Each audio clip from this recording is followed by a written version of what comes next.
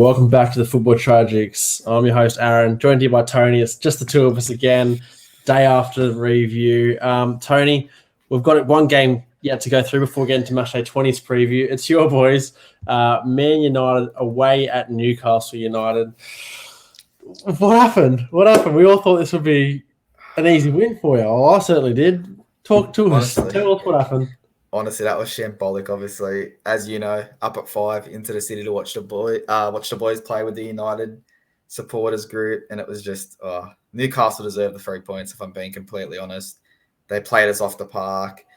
Maguire doing usual Maguire things looked terrible. Varane looked shaky as heck. I think if Maguire made the mistakes that Varane made, Twitter would have gone into meltdown and probably stopped working overnight because that's how bad it was. Where else do I go? Freaking Fred, horrible, hooked at halftime. Bruno and Ronaldo whinging to the referee more than what they did on the field. Rashford, terrible. Greenwood didn't even know if he was on the pitch for half the game. It was just an all-round shocking performance. I don't know. It's a 0.1, not 2 points lost if you watch the actual game. But in the scheme of things, it was a game we should have won. Yeah, I think maybe, it's no excuse, but I think, do you put this down to the fact that United have had a couple, they obviously postponed the last game, so is it just the legs, they weren't ready? I don't know. It's like you said, you got played off the park. Newcastle were up for this game. They should have got the win. They had plenty of chances. De Gea was in prime form. He kept you in that game crazy. But yeah, do you think it's a case of I don't know, United just weren't expecting such a good performance from Newcastle? What is it? Oh, I mean, it was something. I was sitting with Tom, obviously, from the United Pubcast, and he even said, he was like, this crowd is acting like it's a Champions League final now.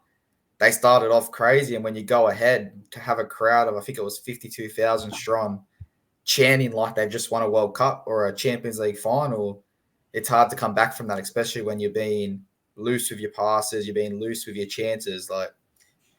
Unfortunately, yeah, it's just, I don't know if we didn't rate Newcastle, if we took them a bit lightly, if it was the COVID, but yeah, all around disappointing performance. Well, it's like you said, it's 1 point gain, but really it is 2 points lost. This is a United team that should comfortably be blowing Newcastle off the park. They're sitting second bottom at the time, so poor result. And I'm going to say that it is because your legs, they've had too much rest. So we'll see moving into the Burnley game, which we'll speak about a bit later. I think you both have. If it goes ahead. If it goes ahead the way Burnley's going. But let's get into the Matchday 20s round. So here's the schedule. There's already had a couple games cancelled. We've got Southampton taking on Spurs, Watford, West Ham, Palace, Norwich, Leicester, Liverpool. That's a big game, that one. Chelsea, Brighton, Brentford, City, Everton, Newcastle, and then United, Burnley.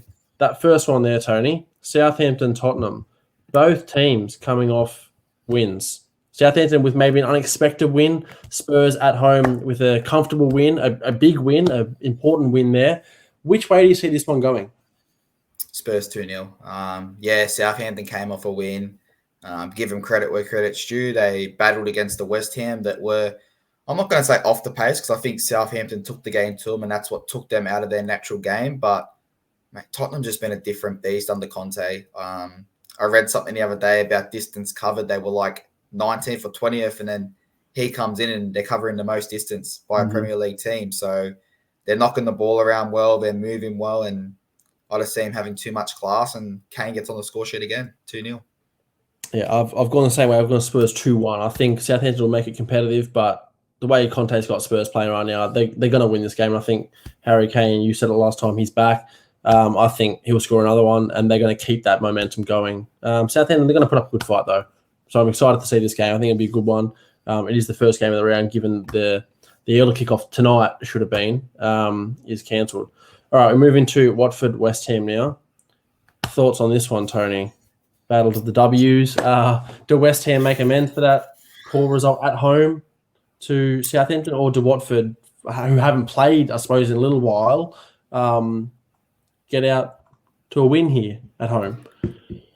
It's definitely an interesting one. I think if I was going purely based off the last game played, you'd think Watford does roll in and take the points, but as much as Ranieri's made changes, they just seem not to have that personnel that can move forward, that can help them get those results. So I'm going to go down to a 1-1 draw. I'm going to stay on the fence for this one. And I just think, I don't know, I think West Ham will go ahead and Watford will just somehow scrape one back. And it's going to kind of be a Watford going, a point's going to help us get further away from the relegation. So let's take it and let's park the bus. Yeah, I could well and truly see a draw happening here, like you say there. I've gone with a West Ham 2-1 win, though. I think they need this result to stay. You know, they want that fourth spot. They do, or at least European football. And if they keep with this poor form, it's not going to go well for them. Watford, yes, I know, like you said, a point will be good here, but I think West Ham on paper a little bit of a better team, and I think Mikel Antonio is going to score 1, if not 2 goals this game, and West Ham's going to come out with a win. Palace versus Norwich now. I'm going to start with this one. I've gone at Palace 2-0. Palace, I think that they're a fantastic team when they want to be.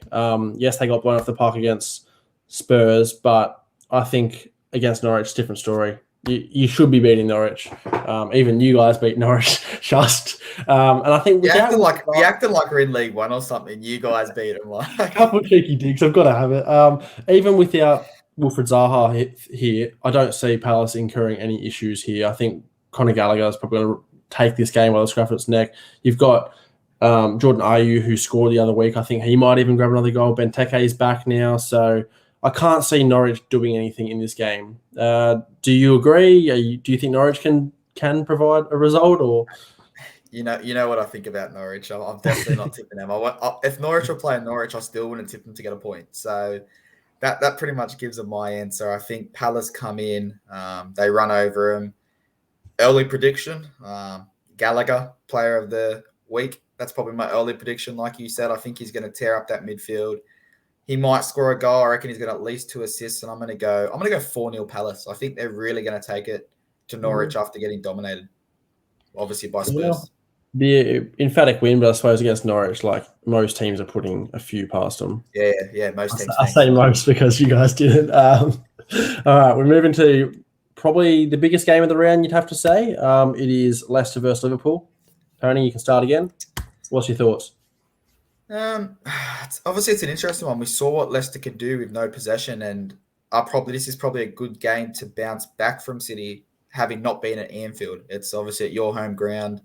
You can take the game to them, but I do see Liverpool winning. I see Liverpool 3-1, 4-1, but I'm going to put it down to purely they've had that rest. Leicester had a very physical game where it was a lot of chasing, so they covered a lot of distance without the ball. I think fatigue's going to come into this, obviously the hectic schedule. I'm going to go Liverpool 3-1, Salah goal. I'm going to go Jota a double. I think he should start over Firmino. I think if you look at the overall scheme of things, I think he is the better player at the moment, and I think Jota will get a double. Yeah, I've put the exact same scoreline, 3-1. Yes, I think. Well, I know I said that United with that time off, hindered them a little bit, but I don't think Liverpool has the same issue. I think Liverpool right now we're so fine tuned. They're there. This is probably the last, or if not the second last game before a few of the boys go off to AFCON. So they're going to want to use them as much as possible before then. So I think Jota probably does score, yeah. And Salah, I think he's it's funny to say, but he's not been great recently. Yet he's still providing great numbers. But he's done it in spurts, and that's what Salah does. He might score 2 or 3 goals here, 2 or 3 goals there. Even if he goes missing, he's usually that pass before the assist. So he's not getting the stats as per se, but that pass to say Jota who flicks it onto Mane, he's there. The pass to Firmino who gets knocked to someone else is still there. And that's kind of what happens. And I don't know. I've seen him scoring, but the funny thing is though, is that I'm saying he's in some sort of poor form, but it's probably been like 2 weeks since he's done something, like since he's got a goal or an assist. So it's not poor form at all. It's just the standard he's set for himself, and it's impressive to see. But yeah, 3-1. I've gone for Liverpool. I think they do win this game by a couple goals. I think they'll be just too good for a Leicester team that probably are going to be very tired because they ran a lot on the weekend. Chelsea versus Brighton, Tony. I'll start. I had 3-0 down. I've gone 4-0 Chelsea. I think that Lukaku's back, and I think he probably starts given that he scored. And this is the game I think we need to really put the pressure back on. I suppose we'll know the result of the Liverpool game, and I think this is where we need to start scoring a few more goals because we've been winning games, we've been drawing a few, but we need to start scoring more because you look at Liverpool, you look at City, their goal differences, they're massive. They're scoring goals for fun. So that's the way I see it. I think, yes, Brighton had a good win against Brentford, but that was Brentford. This is away at Chelsea. Tougher game for them. How do you see it? Yeah, I'm all for Chelsea getting the result. I think they do get the result. I think Brighton do score that 2-0 result, although it was just against Brentford. I think that does give him the momentum moving forward. So I can see him getting that goal. Morpie, Trossard, whoever puts it in the back of the net. But I think Chelsea run away 3-1 winners. And like you said, Lukaku, he got that goal. Confidence does a lot. So if he starts, he scores. If he's on the bench, he won't score. But I think he's going to start and he'll get that goal. All right.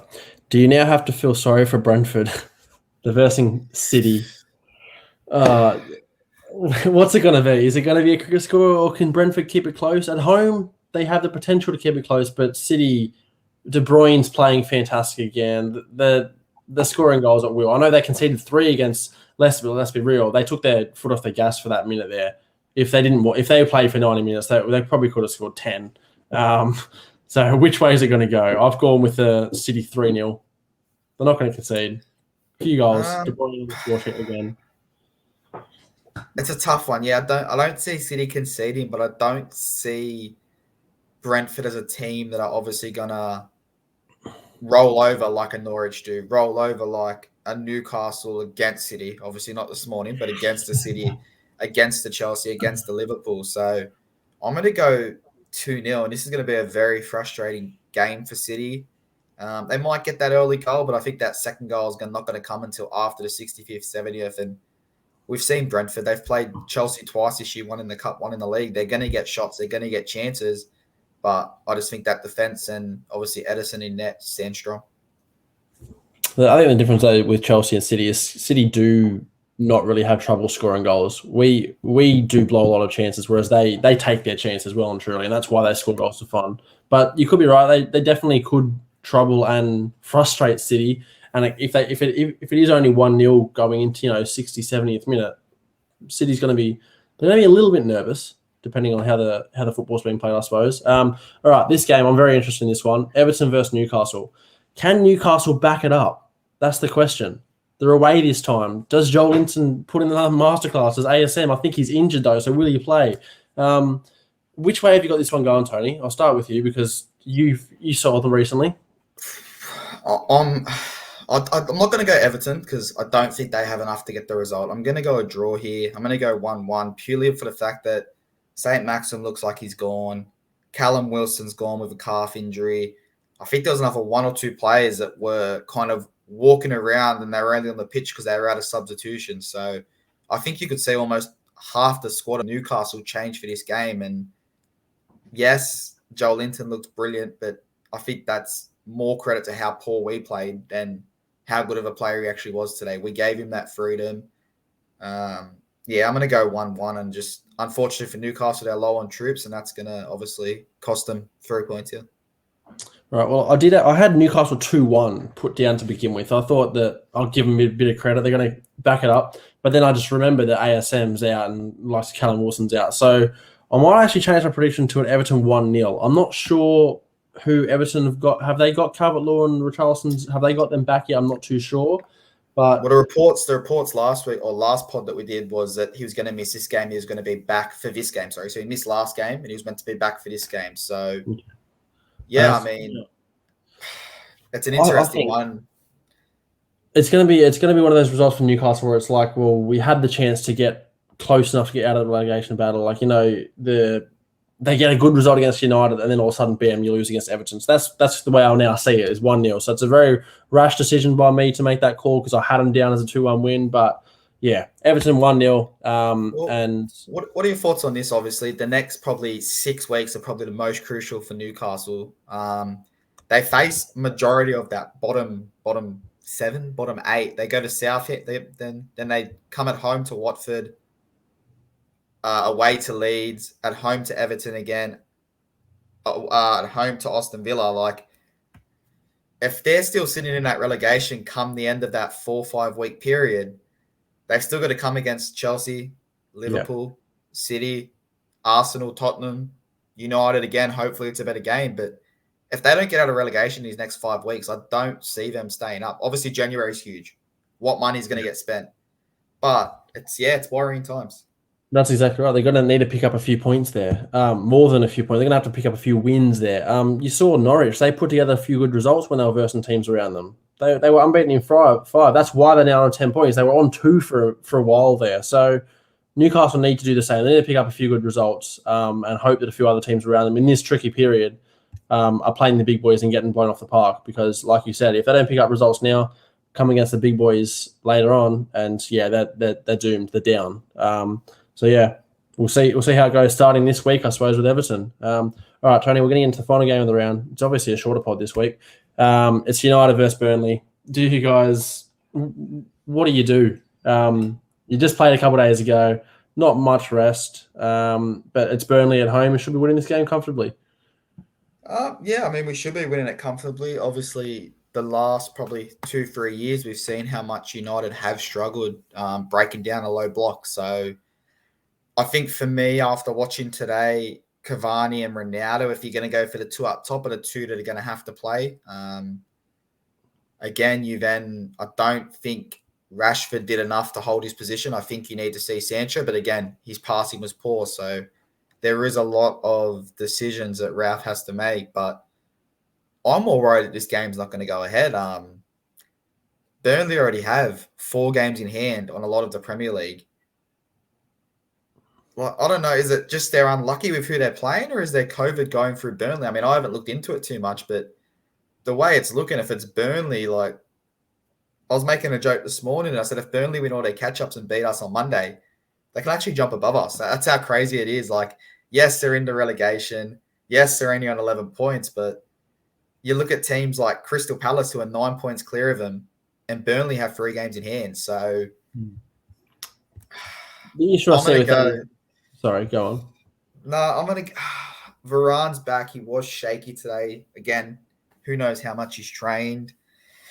Obviously, Bruno is out for this match, picked up his 5th yellow card. Ronaldo is 1 game away from a suspension, so he probably whinge and get suspended after this game. But I'm going to go 2-0 United. 2-0 United, and I'm just going to pray for the best because I'm really worried about this being another lot of drop points.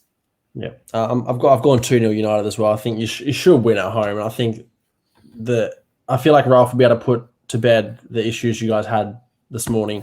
The issue I was going to raise with Burnley is the fact that, like you said, they've got a few games in hand now. They could have 4 games, to catch up. That's a lot of football to be played. They've got to try to find somewhere to play those games. They're going to be playing two a week for a few weeks there.